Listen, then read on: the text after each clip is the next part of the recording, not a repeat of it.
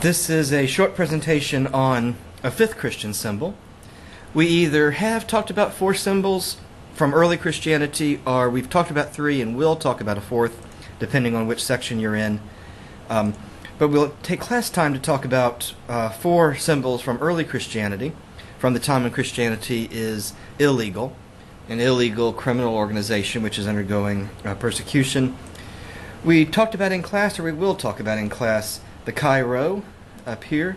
You have the Chi and the Rho there.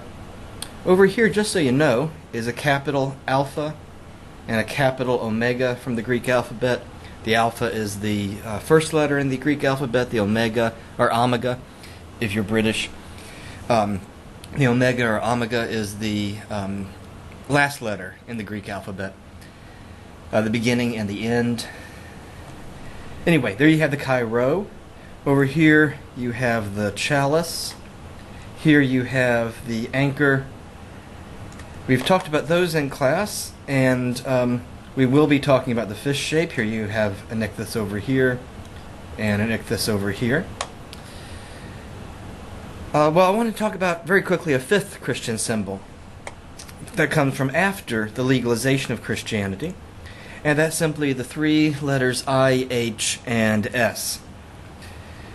These three letters symbolize two different things. First of all, it symbolizes the conversion of Constantine. Constantine, you remember this rather fanciful presentation of the vision that Constantine had, in hoc signo vinces, or in this sign conquer. And you see the three letters I, H, and S. You have the I and the H and the S. So it's a reminder of Constantine's conversion, which leads to the legalization of Christianity. Also, I suppose, for believing Christians, there's the spiritual significance that in the sign of the cross one can win or be victorious. The symbol also symbolizes, in a roundabout way, here we have the name Jesus in Greek, Jesus in Greek. If you take these three Greek letters and you transliterate them into Latin letters, Roman letters that are used in the Latin alphabet, then you get I, H, and S. So it's kind of a roundabout way of the first three letters of the name of Jesus. You see the I and the H and the S in different configurations in more traditional forms of Christianity.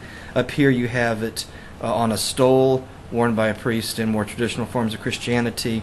Here you have it on a communion wafer. Down here, over here on a gravestone.